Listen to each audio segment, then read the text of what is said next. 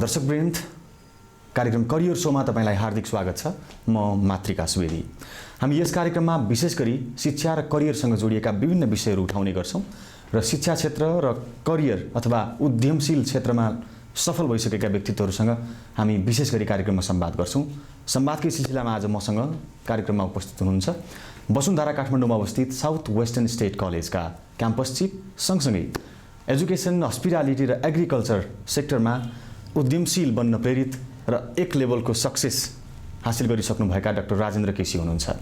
आज म उहाँसँग विशेष गरी नेपालमा प्रदान गरिरहेको शिक्षाको प्रभाव कस्तो छ, हामीले कस्तो खालको जनशक्ति उत्पादन गरिरहेका छौं र नेपालमा उत्पादन भएका विद्यार्थीहरू किन विदेश मात्रै जान्छन्, नेपालमा हामीले उपयोग गर्ने वातावरण किन बनाइरहेका छैनौं र यसमा राजनीति र सरकार कतिको दोषी छ र हामीले उत्पादन गरिरहेका विद्यार्थी उत्पादन गर्ने शिक्षण संस्थाहरू कतिका दोषी छन् र नेपालको शिक्षा प्रणालीको कमजोरी कहाँनेर छ लगायत उद्यमशील नेपाली बन्नको लागि खास के चाहिन्छ लगायतका विषयमा कुराकानी गर्छु। आउनुहोस्, आजका मेरा अतिथि साउथ वेस्टर्न स्टेट कलेज वसुन्धराका क्याम्पस चिफ डाक्टर राजेन्द्र केसीलाई स्वागत गरौँ। स्वागत छ सर कार्यक्रम करियर शोमा। Thank you sir. आराम हुनुहुन्छ? एकदम तपाईले? ठिक छ सर। तपाईँ एउटा शिक्षा क्षेत्रको दिग्गज व्यक्तित्व, शैक्षिक क्षेत्रको अगुवा पनि भन्छन्, शिक्षाविद पनि भन्छन्। तपाईँ चाहिँ आफूलाई के भन्न रुचाउनुहुन्छ? म एउटा साधारण मान्छे हो। अब यो के छ भनेदेखि पढ्दै जाँदाखेरि पिएचडी गर्यो, यो रेगुलर प्रोसेस हो। काम गर्दै जाँदाखेरि अब मैले 2-3टा सेक्टरहरूमा हात हालेँ। अब त्यो रेगुलर प्रोसेस हो। हेर्नुहोस्, अब यही भनेर भन्नुपर्छ भन्ने छैन। म आफ्नो नामबाटै काफी छु। सुरुमा चाहिँ साउथ वेस्टर्न स्टेट कलेज जहाँ तपाईँको एउटा व्यावसायिक यात्रा प्रारम्भ भयो हामीले बुझेसम्म र निकै सफल शैक्षिक संस्थाको रूपमा अहिले चाहिँ सञ्चालन भइरहेको छ। अहिले कोभिड-19 पछाडि चाहिँ साउथ वेस्टर्न स्टेट कलेजको अवस्था कस्तो छ? अब मैले चाहिँ के लाग्छ भनेदेखि हामीले हाम्रो देशको शिक्षा नीति, हाम्रो देशको फ्याकल्टिजहरू, स्टुडेन्ट्सहरू, प्यारेन्ट्सहरू, गार्जेन्सहरू, हाम्रो सबै आम सोसाइटी छ नि, केमा बढी फोकस हो भनेदेखि रेगुलर क्लासमा जाने, बस्ने, पढ्ने, पढाउने र यो अनलाइन भर्चुअल भने चाहिँ त्यति युज टु थिएन। अब अहिले के देखिरहेको छु भनेदेखि तपाईँको यो ड्रास्टिक चेन्ज भएको छ। यसलाई पुरै छोडेर अब अहिले चाहिँ के छ नि भर्चुअलमा गएको छ। भर्चुअलमा जाँदाखेरि मैले अनुभव के गरेको छु भने हामी अफलाइनबाट भर्चुअलमा लगभग कपी पेस्ट भन्नु पर्यो गएको छौँ। अब हिजो क्लासमा हुन्थ्यो भने अहिले कम्प्युटरमा, ल्यापटपमा, मोबाइलमा रहने भयो। हाम्रो फ्याकल्टिजहरूले राम्रोसँग ट्रेनिङ गऱ्यौँ। अनलाइन अब धेरैलाई चाहिँ आइटीको नलेज थिएन। राम्रोसँग ट्रेन गरेपछि उहाँले चाहिँ राम्रोसँग टिच गर्न सक्नुहुन्छ। हाम्रो स्टुडेन्टहरू पनि त्यसमा युज टु छ, प्यारेन्ट्सहरू पनि त्यसमा युज टु हुनुहुन्छ र अहिले मलाई लाग्छ सबैले इन्जोय गरेछ। अर्कोतिर के छ भने एडुकेसनमा यो एउटा ठुलो फरक हो। किनभने यतिन्जेलसम्म एडुकेसन भन्ने साथमा यो इन्फर्मेसन एन्ड टेक्नोलोजी चाहिँ यो एडुकेसनमा त्यति युज थिएन, पार्टको रूपमा थियो अथवा कसैले गर्थ्यो, कुनै डिपार्टमेन्टले गर्थ्यो। अब अहिले हाम्रो कुरो मात्रै होइन, नेपालकै समष्टिगत रूपले हेर्ने हो भने सबै स्कुल कलेजहरूले भर्चुअल क्लास दिँदै अनलाइन क्लास दिने र लिने गरेर एउटा शिक्षामा त ड्रास्टिक चेन्ज भएको छ। कोभिड-19 आउनुभन्दा अगाडि जसरी हामी फिजिकली क्लासहरू सञ्चालन गर्थ्यौँ, त्यतिखेर पनि एउटा गुनासो अथवा समस्या के थियो भने हामीले दक्ष जनशक्ति उत्पादन गर्न सकिरहेका छैनौँ। हाम्रो शिक्षा प्रणाली नै चाहिँ केही कमजोरीहरू छन्। विद्यार्थी उत्पादन गर्छौँ तर देशको लागि होइन, विदेशको लागि जस्तो देखिया थियो। अझ अनलाइनमा आइसके पछाडि त झन् शिक्षाको स्तर झन् खस्काउँदै पो गयो भन्ने खालको विश्लेषण पनि हुन्छ। तपाईँलाई के लाग्छ? अब यसलाई फरक ढङ्गले के हेर्नु पर्यो भने हामी सबैले एउटा के छ नि, हामी अफलाइनबाट अनलाइनमा गएको छौँ नि, भर्चुअलमा गएको छ नि, जुन त्यो चिज भने चाहिँ के छ नि, त्यो नि शिक्षा हो नि। यसको मतलब के छ नि, आजको स्टुडेन्ट, आजको फ्याकल्टिजहरू अथवा आजको प्यारेन्ट्सहरू के हो भन्दा दुईटै चिजमा युज टु भयो कि त्यो शिक्षा होइन। यो शिक्षा त तपाईँको कुनै करिकुलममा राखेर हुने चिज पनि होइन। कसैले त्यो अगाडि बढाउने अब यो चिजलाई चाहिँ के यसलाई हामीले के पोजिटिभली के सोच्नुपर्छ भने कोभिड-19 को बेलामा पनि यो च्यालेन्ज थियो। यो च्यालेन्जलाई चाहिँ हामीले मिटिगेट गर्न सक्यौँ, यसलाई अपर्च्युनिटीको रूपमा डेभलप गर्न सक्यौँ र यो हामी यो युज टु नभएको कारणले हामीले फेस देख्न पाएनौँ, कुरो देख्न पाएनौँ, अब भिडियो फेस टु फेस देख्न पाएनौँ, फिजिकल्ली देख्न पाएनौँ भनेर त्यो कुरो शङ्का हुनु स्वाभाविक हो। अब म तपाईँलाई भन्छु, अब आउने जेनेरेसनले के भन्छ भने डेफिनेटली के भन्नुहुन्छ भनेदेखि हाम्रो बाबुबाजेहरूले त पहिला पहिला क्लासमै पढाउँथ्यो अरे है, स्कुलै जान्थ्यो अरे, अनि मिटिङ बस्थ्यो अरे, फेस टु फेस गर्थ्यो अरे, अनि हरेक कुरो फेस टु फेस फिजिकल्ली गर्थ्यो अरे। भनेपछि त उहाँहरू कुन जमाना थियो होला? कथा हुन्छ, हेर्नुहोस्, डेफिनेटली कथा हुन्छ। जसरी हामीलाई अहिले कथा भएको छ के कुरो भने हाम्रो प्यारेन्ट्सहरूको मोबाइल थिएन, मोटरसाइकल थिएन, कार थिएन, केही पनि थिएन नि, कुनै कम्युनिकेसनको सिस्टम थिएन। तर त्यति बेला पनि एडुकेसन नि चलाएको थियो, हेल्थ पनि चलाएको थियो, राज्य पनि चलाएको थियो। त्यो जसै चलाइनुहुन्छ तर कति फास्ट गर्ने भन्ने कुरो। तपाईँ के छ भन्दा प्लेनको आफ्नो स्पिड हुन्छ, रकेटको आफ्नो स्पिड हुन्छ, बसको आफ्नो स्पिड हुन्छ, कारको आफ्नो स्पिड हुन्छ। त्यसले गर्दा चाहिँ कुन स्पिडलाई चाहिँ हामीले अगाल्ने भन्ने कुरो रहन्छ। कुन स्पिडमा चाँडो गन्तव्यमा पुग्ने, अरू गन्तव्य पहिले र कुन स्पिडबाट हामी जाने भन्ने कुरो हुन्छ। तपाईँको यो अनलाइन र भर्चुअल जति छ नि, राम्रो त अर्को विधि पनि छैन। र अब भोलिका दिनमा हेर्नुहोस्, अब भोलिका दिनमा यो कोभिड-19 त सधैँ रहन्न। अब हामी केमा चाहिँ यो राम्रो भयो भने अफलाइन पनि भयो, अनलाइन पनि भयो, कुनै पनि कुरो गर्न सक्ने भयो। एडुकेसन भने नै यो हेर्नुहोस्, त्यही हो।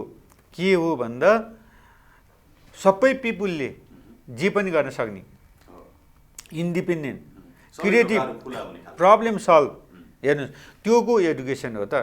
त्यसले गर्दा चाहिँ एडुकेसन भन्ने साथमा मार्क्स ल्याउने, सर्टिफिकेट गर्ने, एउटा विधिबाट अर्को विधिमा चल्नै नसक्ने, सार्नै नसक्ने, सर्नै नसक्ने, त्यसले एडुकेसन। तर सर, हामीले काठमाडौँ जस्तै केही सहरहरूको लागि यो कुरा लागू गर्न सक्छौँ। समग्र नेपालको अवस्था हेर्ने हो भने त अझै पनि आधीभन्दा बढी विद्यार्थीहरू त भर्चुअल एजुकेसनभन्दा बाहिरै छन् भन्ने तथ्याङ्क आइरहेको छ। कसरी ल्याउने त? अब डेटाले के देखाउँछ भने अहिलेको मोर देन 84% मान्छेहरूसँग मोबाइल एक्सेस छ नेपालमा। र त भने अब यदि त्यो एक्सेसबाट टाढा भए 16% भयो नि। अब यस्तो 16%लाई के छ नि, कुनै पनि 100% त कहीँ पनि फुलफिल हुन्न। अब सरकारले पनि के गर्नुपर्छ भनेदेखि 100%लाई अनलाइन दिनु पऱ्यो, इन्टरनेट दिनु पऱ्यो। अनि त्यो त के छ भने 100% सक्सेस त कहीँ पनि केहीमा नि हुँदैन, त्यो हुनै सक्दैन। हेर्नुहोस् अब त के हो भने 84%लाई छ भने 16%लाई त भोलि सरकारले सहिले बाटो होला नि, त्यो बाटो गाह्रो छैन।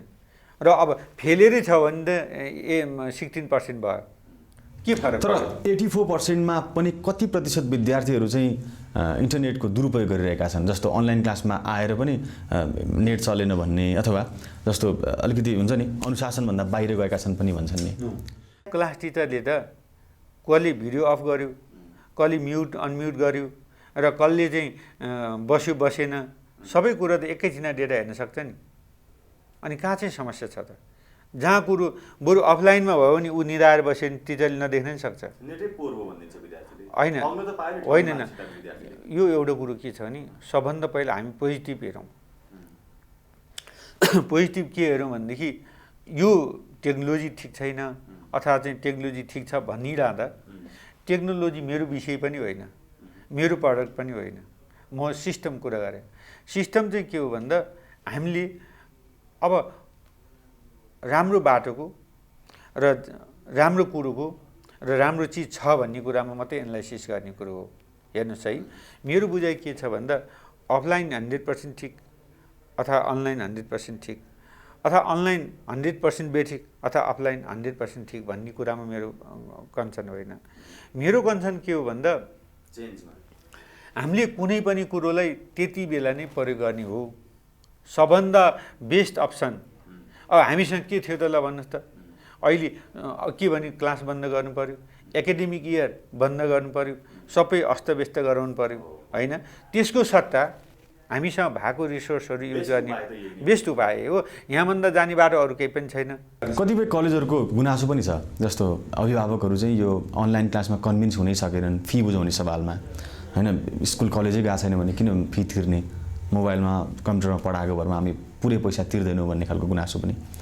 त्यही भएर मैले भने नि हाम्रो अभिभावक भने अहिले मैले उदाहरण दिएँ नि, के हो भन्दा जसले चाहिँ क्लासमै पढेर आउनुभयो, क्लासकै कुरोमा मात्रै विश्वास गर्नुभयो, सर्टिफिकेटमा मात्रै विश्वास गर्नुभयो र अनलाइन उहाँहरूले युज टु नै छैन, अनलाइनमा काम गर्नुभएकै छैन भनेदेखि को कहाँ छ, टिचर कहाँ छ, स्टुडेन्ट कहाँ छ, के गरेछ, आफ्नै बच्चा घरमा बसिरहेको छ, ऊ कसरी पढाएको छ त हेर्नुहोस्।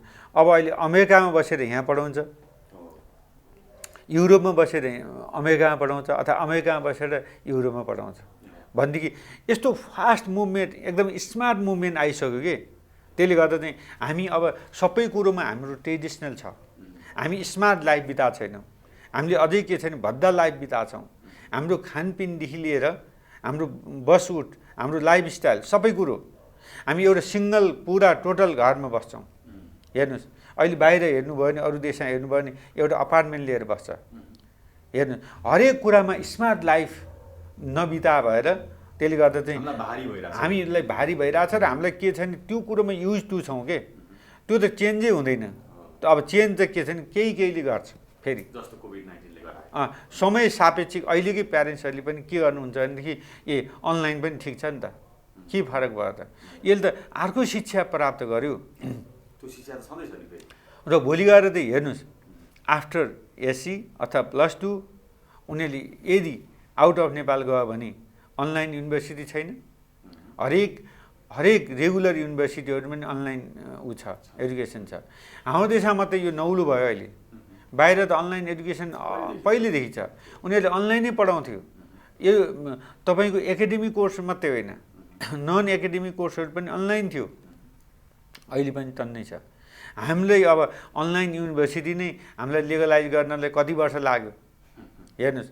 त्यसले गर्दा चाहिँ हाम्रो लाइफ, हाम्रो एजुकेसन, हाम्रो सिस्टम हामी अलिकति स्मार्ट तरिकाले नसोचे भएर मात्रै यो भएको हो हेर्नुहोस् है। नभए यहाँभन्दा अप्सन अल्टरनेटिभ छैन। अब यसलाई भेरी सिम्पल गभर्मेन्टले इन्भेस्ट गर्दै भइहाल्यो नि। जहाँ चाहिँ तपाईँको इन्टरनेटको पहुँच छैन 16%ले गर्ने के गाह्रो भयो त। अब यो भयो शिक्षा दिने कुरा अथवा शिक्षा दिने प्रक्रियाका कुरा, यो समयक्रमसँगै हुने परिवर्तनका कुरा भए। हामीले नेपालमा चाहिँ कस्ता खालका जनशक्ति उत्पादन गरिरहेछौँ नेपालको शिक्षाले? जस्तो किन प्राय विद्यार्थीहरू चाहिँ एउटा +2 अथवा ब्याचलर पढिसके पछाडि बाहिरै जाने एउटा लहर अहिलेसम्म पनि रोकिएको छैन, खास किन? एउटा हेर्नुहोस्, यसको सर्ट एन्सर के हो भने हाम्रो देशमा मैले भन्दै गर्दा धेरै इन्टरभ्यूहरूमा सेम कुरा भनिरहेको छु, किनभने कुरो त्यही नै छ। हाम्रो देशमा करिकुलम राम्रो छैन। करिकुलम के छ भन्दा एकदम लिमिट छ। साइन्स, म्यानेजमेन्ट, ह्युमेनिटिज अथवा इन्जिनियरिङ पढ्ने, डक्टर पढ्ने, चार्ट एकाउन्टेन्ट पनि अझै इन्डियाबाट छ, अनि ल पढ्ने, यति ल्याउँदैन। अब योभन्दा विशेष खालको चाहिँ करिकुलम अरू देशमा आइसक्यो। जुन त्यो देशको छ नि, त्यो देशको निड बेस, रिसोर्स बेस र त्यो व्यक्तिको इन्ट्रेस्ट। हिजो हाम्रो हजुरबाबुको पालादेखिको करिकुलम होइन र डक्टर, इन्जिनियर बन्ने, पाइलट हाम्रो देशमै छैन। र सिम्पल कुरो हेर्नुहोस् है, भने त्यही नेपाली, इङ्ग्लिस, यो सबै कुरो हाम्रो ग्रान्डफादरको पालादेखि थियो। अहिले नातिको पालासम्म पनि त्यही छ भने अब नातिले त के खोज्यो भने नयाँ अप्सन खोज्यो, नयाँ अपर्च्युनिटी खोज्यो, नयाँ टपिक्स खोज्यो। त्यो टपिक्स के हो भने यही अनलाइनले देख्यो। हेर्नुहोस् कोही काहीँ त्यहाँको युनिभर्सिटी जानु परेन, अनि उसले अनलाइन सर्च गर्दाखेरि यस्तो पनि टपिक्स छ, यो विषय पढ्न कस्तो होला भन्ने मनमा आयो, अनि त्यो उनीहरू बाहिर गयो। दोस्रो कुरो, ह्युमन बिइङ एक्सपोजर हुन चाहन्छ। एउटा देशबाट अर्को देश, एउटा ठाउँबाट अर्को ठाउँ र अर्को नयाँ विधामा ऊ एक्सपोजर हुन चाहन्छ। त्यो एक्सपोजरको हिसाबले पनि बाहिर जान चाह्यो। अब तेर्सो हेर्नुहोस्, राजनीति स्थिरता छैन। किनभने हामी सबैले देखेका छौँ, किनभने राजनीतिमा कहिले पनि स्थायित्व भएन। तपाईँको एकमाना सरकार हुँदा पनि भएन, 2/3 सरकार हुँदा पनि भएन। अनि त्यसपछि गएर पिपुलले छ नि अहिले एक्सपेक्ट नै गरेको छैन, राज्यबाट एक्सपेक्ट एक्सपेक्टै गरेको छैन। र अनि उसले बाहिर के देखिरहेको छ भने कमसेकम राम्रोसँग काम गर्यो भने, मेहनत गर्यो भनेदेखि अब त्यहाँ सोसियल सिक्युरिटी छ, अनि खाना बस्न लाउनलाई बेसरी मेहनत गर्दा यो हाम्रो देशमा भन्दा धेरै बढी मेहनत गर्नुपर्छ ऊ त्यहाँ बाँध्नलाई। तर त्यो मान्छे त सिस्टम खोज्दो रहेछ नि, गुड सिस्टममा मान्छेले मन पर्दो रहेछ नि भनेदेखि यही नेपाली हो। अरू युरोप, अमेरिका, युके जस्ता कन्ट्रीहरूमा गएर भिडेर काम गरेर बसेका छन् नि, आफ्नो जीविका उपार्जन गरिरहेछन्, राम्रै लाइफ जिउरहेछन्। हेर्नुहोस्, त्यसले गर्दा यो चिजहरू चाहिँ के छ नि, सबैभन्दा पहिलो राजनीति जो कस्तो लिडरसिप हुनु पर्यो भने जुन लिडरसिप एउटा देशको लागि सोच्ने त्यस्तो खालको नभएर चाहिँ यो समस्या भएको हेर्नुहोस् है। त्यसले चाहिँ हामीमा के छ भने धेरै कुराको ल्याकिङ छ। त्यस कारणले युथहरू बाहिर जान खोज्छन् र अर्को कुरो पढिसकेपछि नि बाहिर जान खोज्छन्। त्यो भने चाहिँ देशको लागि छ नि सबभन्दा ठुलो ह्याम्पर हो। किनभने एराउन्ड 42% युथहरू छन् नेपालमा। त्यो 42%मा यदि अपर्च्युनिटी पायो भने सबै जान चाहन्छन् र यो देशमा बस्न चाहन्नन्। त्यसले गर्दा चाहिँ यो पनि ठुलो समस्या। कैयौँ युथहरू पढ्ने र काम गर्ने उनीहरू जान्छन् भने अरू लेबर फोर्स छन् जुन मलेसिया, कतार, दुबई, खाडी मुलुकहरूमा चाहिँ इन्डियादेखि लिएर अरू कन्ट्रीहरूमा जान्छन्। अब त्यो पनि ठुलो समस्या छ।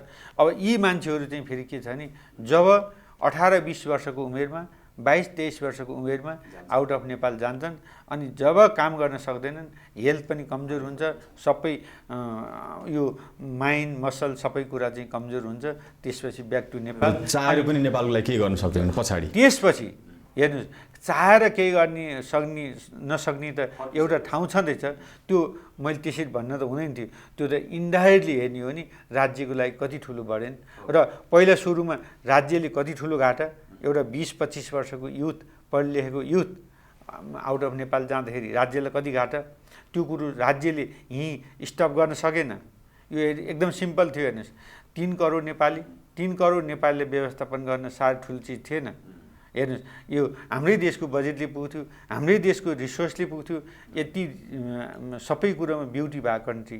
त्यसले गर्दा चाहिँ त्यसो भए अब शिक्षा क्षेत्र केही कारणले समग्र देशको अवस्था बिग्रँदो छ र देशको अवस्था बिग्रनुमा सबैभन्दा ठुलो कमजोरी राज्यलाई सकारात्मक दिशातर्फ डोर्याउनु पर्ने राजनीतिज्ञहरूको देखियो। हाम्रो यो विश्लेषणले त्यो निष्कर्ष निकाल्यो भने राजनीतिज्ञ चाहिँ हामीले किन गलत उत्पादन गरिरहेछौँ? जे रोप्या छ त्यही फल। हेर्नुहोस् है, अरू फल आउँदैन। जस्तो के हो भनेदेखि अब म कहाँ जोडेँ भनेदेखि त्यो राजनीति नेताहरू उत्पादन गर्ने कहाँ हो भन्दा त्यही स्कुल हो, कलेज हो, युनिभर्सिटी हो नि। सुरुवात त त्यहाँबाट हो नि। त्यही भएर मैले भने नि, तपाईँ सबभन्दा कमजोर विद्यार्थीले पोलिटिकल साइन्स पढ्छु भन्छ। हेर्नुहोस्, सबभन्दा ट्यालेन्ट स्टुडेन्टले पोलिटिकल साइन्स पढ्दै हुन्थेन? मेरो प्रश्न यही हो खास। र अब सबभन्दा ट्यालेन्ट स्टुडेन्ट भयो भने डक्टर र इन्जिनियर बन्ने भन्छ। हेर्नुहोस् है, ऊ त्यसपछि सिए बन्ने भन्छ, त्यसपछि ऊ कर्पोरेट लिडर बन्ने भन्छ। अनि त्यो सेक्टरलाई छोडेर अनि जो मान्छे चाहिँ पोलिटिकल साइन्स पढेर, आर्ट्स पढेर अनि लिडरसिपमा गएको छ। अब यस्तो हुनु पर्यो कि आर्ट्स भने चाहिँ कमजोरले पढ्ने होइन। अरू देशमा के गर्छ भनेदेखि साइन्स र म्यानेजमेन्ट, इन्जिनियरिङ भने अरू एउटा टेक्नोक्र्याट बन्छु भन्नेले पढ्छ। अनि अब म यो देश बनाउँछु भन्नेले चाहिँ यस्ता विषयहरू डिप्लोमेसी कुरो, पोलिटिकल साइन्स, फरेन रिलेसनका देखि लिएर यावत कुराहरू पढ्छ। त्यही भएर आर्टमा छ नि, त्यहाँ जोइन हुन गाह्रो छ। यहाँ आर्टमा जोइन हुन सजिलो छ, सबभन्दा सजिलो छ। जोइन गर्न सजिलो छ, नपढिकन थोरै पढिकन पनि पास हुन्छ। अनि त्यसरी हुँदैन। त्यसले गर्दा चाहिँ यो कुरो के हुनुपर्छ भने यस्ता करिकुलमहरू देशमा बन्नु पर्यो। त्यो सानैदेखि बन्नु पर्यो, स्कुलमा बन्नु पर्यो, कलेजमा बन्नु पर्यो, युनिभर्सिटीमा बन्नु पर्यो। अनि त्यस्तो बनाएर पढेर पढाएर अनि पोलिटिसियन बन्नु पर्यो। अब म यहाँको अरू थुप्रै उद्यमशील यात्राहरू छन्, त्यहाँ म जान चाहन्छु। शिक्षा सँगसँगै हस्पिटालिटीमा पनि निकै सफलता हासिल गरिरहनु भएको छ। नयाँ एउटा सुरु हुँदैछ व्यवसाय बुढा नीलकण्ठ हेरिटेज भनेर होटल, त्यो बारेमा छोटो बताइदिनुहोस् न, खास कस्तो हो त्यो? शिक्षा भने चाहिँ के हुनु पर्यो भने एकदम क्रिएटिभ हुनु पर्यो। शिक्षा इन्डिपेन्डेन्ट जे पनि गर्न सक्ने हुनु पर्यो, जस्तो सुकै काम पनि गर्न सक्नु पर्यो।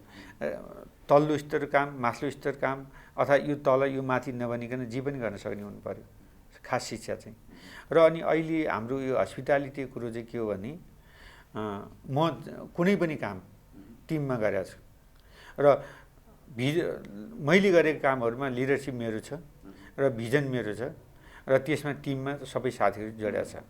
यसमा चाहिँ के हो भने फाइनेन्सियल हिसाबले धेरै साथीहरू जोडिनु भएको छ र ब्याङ्क जोडिया छ र अनि हामीले चाहिँ एउटा नयाँ थेममा अगाडि बढाएका छौँ। त्यो चाहिँ बुढा नीलकण्ठ हेरिटेज प्राइभेट लिमिटेड, अब हामी चाहिँ पब्लिक लिमिटेडमा जाँदैछौँ। यो चाहिँ एउटा 5 स्टार होटल हो। यसमा हामी 1 अर्ब 65 करोडको प्रोजेक्ट हो र यसमा 102वटा रुम छ र यसमा क्यासिनो, पार्टी भेन्यू, हेल्थ क्लबदेखि लिएर सबै एउटा फ्यासिलिटी भएकै जुन इन्टरनेसनल स्ट्यान्डर्ड अनुसारले जे हुन्छ त्यो चाहिँ हामीले गरेका छौँ। दोस्रो कुरो चाहिँ के हो भने हामीले बुढा नीलकण्ठ किन छान्यौँ भन्दा बुढा नीलकण्ठ यो सिटी पनि हो, सिटीबाट क्लोज टु सिटी पनि हो र अनि धेरै मान्छेहरू आउट अफ काठमाडौँ जाने, धुलीखेल जाने, पोखरा जाने, नगरकोट जाने जस्ता मान्छेहरूलाई चाहिँ यहीँ नजिक हुँदाखेरि हामीले चाहिँ नगरकोटको फ्यासिलिटी अथवा इन्भाइरोमेन्ट र पोखराको इन्भाइरोमेन्ट त्यहाँ पाउँछ।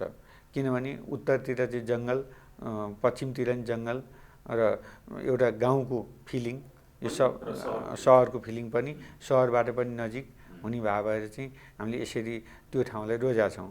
अनि जसले गर्दा चाहिँ त्यो एरियामा मान्छेले रोजगारी पनि क्रिएट हुने र यहीँ काठमाडौँबाट सिटीबाट नजिकको पनि हुने र केही चिजहरू अब हामीले रुमको साइजहरू पनि ठुल्ठुला निकालेका छौँ।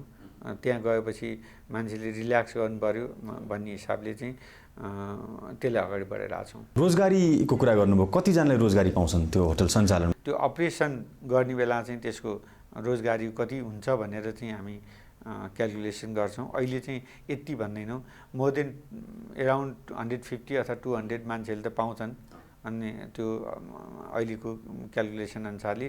तर यकिन चाहिँ हामीले गरेका छैनौँ, त्यसपछि थाहा हुन्छ। यो चुनौती रहेन सर? जस्तो विदेशी चेन होटलहरू खुल्ने क्रम भइराख्दाखेरि नेपाली नाममै नेपालमै छुट्टै होटल खोल्न चुनौती छ जस्तो लाग्दैन?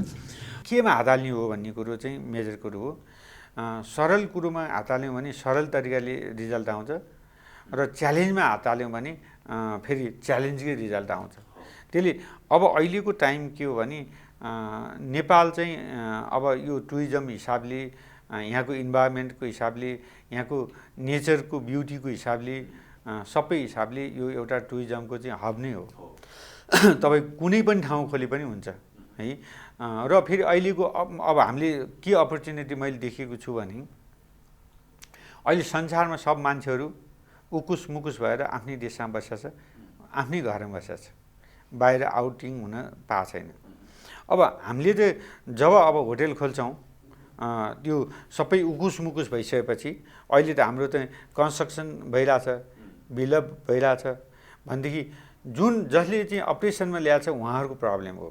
अपरेसनमा नल्याएकोले त्यो प्रब्लम छैन। किनभनेदेखि यदि आजको दिन कोभिड-19 नभए भए नि हामीले त बनाउनु नै पर्थ्यो, बनाइ नै राख्थ्यौँ र त्यसमा बिजनेस त गर्दै नि थियौँ। त्यसले हाम्रो लागि चाहिँ छ नि सबैभन्दा बेस्ट टाइम अहिले। किनभनेदेखि अहिले चाहिँ सबै टुरिस्टहरू चाहिँ कहिले म विदेश जाउँला अथवा नेपाल जाउँला भनेर बस्ने टुरिस्टहरू एकातिर छन् भने अर्कोतिर अब बनिसकेका होटेलहरू अहिले अपरेसनमा छैन भनेदेखि हाम्रो लागि चाहिँ गुड टाइम हो। जस्तोसुकै ब्याड सिचुएसन पनि गुड टाइम पनि छ खोज्न जाने भने भन्ने एउटा इक्जाम्पल पनि भयो। जहाँ ब्याड हुन्छ नि त्यहाँ चाहिँ गुड हुन्छ। किनभने गुड भएको ठाउँमा त त्यो त गुड भएको ठाउँमा त गुडै भयो नि।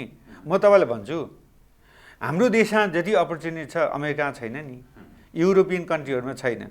त्यसले गर्दा यो देशको भूमिमा जे गरे नि नयाँ छ, तपाईँको जे गरे नि अवसर छ, अपर्च्युनिटी छ, जे नि भ्याकुम छ, केही पनि जे गरे नि तपाईँको ओहो यो बनाएछ भन्छ। जुनसुकै सेक्टर, त्यसले गर्दा चाहिँ यस्तो देशमा काम गर्न सजिलो हुन्छ। अब अरू देशमा जानुभयो भने सेचुरेट भइसक्यो, सबै कुरो चाहिँ भइसक्यो, तपाईँले जे गर्नुहोस् अर्कोले गरिसक्यो, जे गर्नुहोस्। त्यसले गर्दा चाहिँ हाम्रो देश छ नि, यो म त भन्छु हाम्रो पुस्तामा हामी जन्मिनु चाहिँ भाग्यमानी र गुड टाइम हो।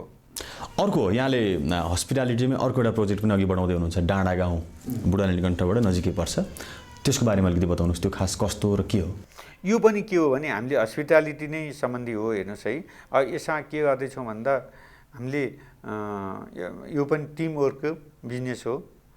यसमा लिडरसिप मैले ल्याएको छु र यसमा 147 ओपन जग्गामा हामीले चाहिँ 50वटा नेपाली टाइपको घर बनाउने, झोलुङ्गी पुल बनाउने, 400 to 500 क्यापेसिटी भएको चाहिँ यो सेमिनार हल वर्कसप बनाउने, चिल्ड्रेन पार्क बनाउने, अनि यो गाउँको स्टाइलले घट्टा बनाउने, रोटी पिङ बनाउने, झोलुङ्गी पुल बनाउने, वेडिङ सेरेमनी गर्ने ठाउँहरू बनाउने र 5-6वटा पिकनिक स्पोटहरू बनाउने, झरनाहरू बनाउने र हाम्रो देशको फेस्टिभलहरूलाई, सिजनल फेस्टिभलहरू त्यहाँ मनाउने ठाउँ बनाउने र कसैले चाहिँ अब हेल्थ क्लब जान सक्ने भयो, मेडिटेसन सेन्टर बनाउने र अनि कुनै राइटरहरूलाई अथवा कसैले चाहिँ एकदम लोन्ली ठाउँमा छ भने त्यस्तो ठाउँहरू बनाउने। त्यो हिसाबले चाहिँ के छ नि, टोटल नेपालको कल्चर, नेपालको संस्कृतिलाई अनुकूल अनुसार त्यो बनाउने र डोमेस्टिक अर इन्टरनेसनल टुरिस्टहरूलाई चाहिँ फोकस गरेर त्यो बनाउने। अनि विशेष गरेर अहिलेको टार्गेट ग्रुप भने चाहिँ ब्याङ्क भयो, कर्पोरेट सेक्टरका मान्छेहरू भयो, NGO INGO, school college hospital, government non government semi government यस्ता मान्छेहरू चाहिँ त्यहाँ जान सक्छ। त्यहाँ गएर 1 नाइट स्टे 2 नाइट स्टे गर्ने। अनि त्यसपछि गएर गर्न खोजेर चाहिँ के छ नि, त्यो अलिकति भिरालो पनि ठाउँ छ। नेपालको भिरालो ठाउँमा पनि यस्तो हुँदो रहेछ है, त्यो एउटा मेसेज दिन, एउटा सन्देश दिनको लागि त्यो ठाउँ हामीले युज गरे। र अरू देशमा हेर्नुभयो भने सम्म ठाउँलाई चाहिँ भिरालो बनाएर, ढुङ्गा नभए ठाउँलाई ढुङ्गा बनाएर होइन त्यसरी गरिरहेछन् भने हाम्रो देश चाहिँ बाई नेचर एकदम राम्रो आफैमा दिइरहेछ। त्यो नेचरलाई युज गरेर अनि मान्छेले एउटा लेसन पनि दिउँ, एउटा रिसर्च सेन्टरको रूपमा पनि डेभलप होस् भनेर चाहिँ हामीले त्यो प्रोजेक्ट अगाडि बढाउँछौँ। त्यो चाहिँ कहिलेसम्म पुरा हुन्छ होला? यो पेन्डेमिकको चाहिँ असर अब अलिकति नर्मल हुँदै गयो भने, नर्मल भएको चाहिँ अब लगभग 15-16 महिनामा हामी कम्प्लिट हुन्छ। सुरु भइसक्यो त्यो? सुरु अहिले हामीले चाहिँ के हो भने कम्पनीको नाउँमा ल्यान्ड अकुपाई गरिसकेका छौँ, अनि त्यसको सर्वे गरिसक्यौँ, सोइल टेस्टहरू गरिसक्यौँ, सबै कुराहरू छ नि। हामीले चाहिँ इन्जिनियरिङ 3D एनिमेसन सबै सिधाइसकेका छौँ, बन्न बाँकी छ। एग्रिकल्चरमा पनि तपाईँहरूले ठुलै लगानीमा परियोजना अघि बढाउँदै हुनुहुन्छ, त्यो पनि अलिकति बताइदिनुहोस् न। एग्रिकल्चर चाहिँ मैले के छ भने अब यो हामीले चाहिँ छ नि, जति यो आफूले कमाएको पैसा, कमाइ भएको पैसा चाहिँ के हो, केही पर्सेन्ट सर्टेन पर्सेन्ट चाहिँ अब मैले संस्थागत कुरो गरेँ होइन, मैले आफ्नो व्यक्तिगत कुरो गर्नु पर्दाखेरि आफूले कमाइ गरेको चाहिँ 10% चाहिँ मैले सोसाइटीमा हाल्नुपर्छ, नन कमर्सियल ठाउँमा हाल्नुपर्छ भनेर चाहिँ मैले अहिले मेरो घर पनि धादिङ भएर धादिङको उत्तरी बेल्ट मेरो एरियामा 3टा गाउँपालिकामा चाहिँ मैले के गरेको भनेदेखि कफीको खेती र मैले चाहिँ बिरुवा आफैले किनिदिएँ र अनि त्यहाँ टेक्निकल मान्छेहरू वहाँ पठाइदिएँ।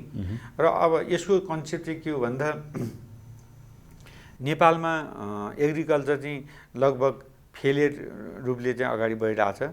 तर मैले यो स्टडी गर्दै जाँदाखेरि चाहिँ सबैभन्दा बेस्ट चाहिँ कफीको खेती गऱ्यो भने यसको चाहिँ इन्टरनेसनल मार्केट पनि अत्यन्तै राम्रो। अहिले आजको रेटमा हेर्ने हो भनेदेखि 3% मात्रै सप्लाई छ टोटल डिमान्डको।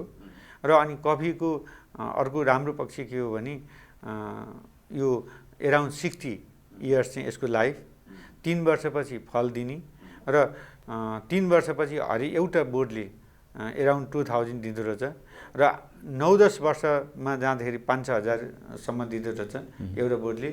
र अहिले चाहिँ किसानहरूले के हो भन्दा मैले चाहिँ टेक्नोलोजी र बिरुवा दिने, उहाँहरूले आफ्नै खेतमा रोप्नुहुन्छ।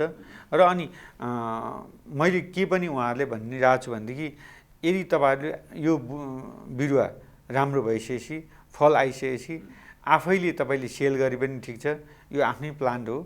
र होइन मलाई गाह्रो पर्छ भनेदेखि यसको इन्टरनेसनल मार्केट अथवा नेसनल मार्केटको कोअर्डिनेसन, कोअपरेसन, कम्युनिकेसन र नेटवर्क म मिलाइदिन्छु भनेर चाहिँ मैले एस्योर गरेको छु। र अनि मेरो यसमा चाहिँ के हो भन्दा त्यो ठाउँलाई आज किसानले गहुँ, धान, मकै, कोदो, फापर यस्तो लगाइरहेको अवस्था, त्यो ठाउँमा चाहिँ भोलि गएर सबै ठाउँमा उसको कफी खेती गरेर मैले बगान बनाउने मेरो चाहिँ मेजर गोल चाहिँ त्यो हो। र अब नेक्स्ट इयरबाट 1 लाख 2 लाख बिरुवा दिने चाहिँ मेरो प्लान छ। त्यसले चाहिँ यो हामीले अब यो एउटा हाम्रो नेचरले दिएको, अब समुद्र सतहदेखि 700 मिटरदेखि 700देखि 1700 मिटरसम्म चाहिँ कफी खेती हुन्छ। अनि त्यो हाम्रो सोइल टेस्ट गर्दाखेरि एकदम क्लियर राम्रो छ।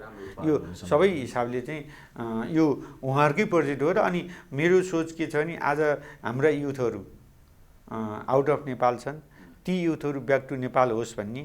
अब यो प्रोजेक्टले चाहिँ के एउटा सपोर्ट गर्न सक्छ भनेदेखि अहिले मैले चाहिँ हेरौँ यो कफी खेती गराउँदाखेरि सबैलाई विश्वास नलाग्न सक्छ। जब कफी खेती गरेर अनि इन्कम गर्न थालेपछि ती युथहरू एउटा जाने युथहरू चाहिँ रोकिन्छ, फर्किने चाहिँ धेरै वातावरण बन्छ भन्ने चाहिँ मलाई विश्वास छ। अनि अब यो सानो इफोर्ट हो, तर यो चाहिँ फरक ढङ्गको इफोर्ट भएको कारणले यो चाहिँ अगाडि बढ्छ। र अनि फेरि संसारमा अहिले कफीको हाई डिमान्ड छ र हाम्रो देशमा उत्पादन हुनसाथमा त्यो कफी चाहिँ संसारको नम्बर 1 को कफी हुँदो रहेछ, अर्ग्यानिक कफी। हामी लगभग अन्त्यमा छौँ। अन्त्यमा चाहिँ युवा जो झन् दिनानुदिन कमजोर साबित भइरहेछन्, नेपाली युवा विशेष गरी शिक्षाको स्तरले कमजोर भइरहेछन्, पुरातनवादी शिक्षा नै लागू गर्दा कमजोर भइरहेछन्, नेपालमा रोजगारी नपाउँदा कमजोर भएर विवश भएर विदेश जानु परिरहेछ, राजनीतिमा कमजोर युवाकै सहभागिता बढ्दो छ। यी कमजोर ठहरिँदै गरेका युवालाई बलियो बनाउन खास उपाय के अपनाउनु पर्ला अन्त्यमा? पहिलो त राजनेता र हरेक पार्टीका लिडरहरूले नढाँटिकन नछलिकन जे चाहिँ आफूले कमिटमेन्ट गरेका छन् चुनावमा त्यो कुरालाई अक्षरश पालन गरेर देशप्रति उहाँले वफादार भएर राजनीतिमा यो चेन्ज ल्याउनुपर्छ। यसले चाहिँ छिटो चेन्ज आउँछ र तपाईँको देशले छिटै मुहार फेर्छ है। अब दोर्सो चाहिँ के छ भने अब यो भएन, यस्तै भइरह्यो भने पनि के गर्नु पर्यो भने अबको युथले के गर्नु पर्यो भनेदेखि आफ्नै सेक्टरबाट काम गर्न सक्छ। किन आफ्नै सेक्टरबाट गर्न सक्छ भने ब्याङ्कले पैसा दिन्छ र केही पैसा कलेक्सन गर्न पनि सक्छ। र अनि हाम्रो बाई नेचर छ नि, यो देशको हावापानी, यो देशको काम, यो देशको डिमान्ड अत्यन्तै आउँछ। त्यसले गर्दा चाहिँ हामी आफैले स्टार्टअप बिजनेस गर्न सक्छौँ। यहीँ नै सरकारले केही दिएन, सरकारले दिँदाखेरि चाहिँ सिस्टम बनाउँदा छिटो देश विकास हुनुभयो। अब दिएन, नदिँदाखेरि पनि हामीसँग कम्युनिकेसन छ, इन्टरनेटदेखि लिएर सबै एक्सेस छ, अनि हामीसँग ब्याङ्कसँग पैसा पनि छ, ब्याङ्कले पैसा पनि दिन्छ भन्दै आफैले खेतबारी सबै बाँझो छ, त्यो सबै काम हामीले गर्न सक्छौँ।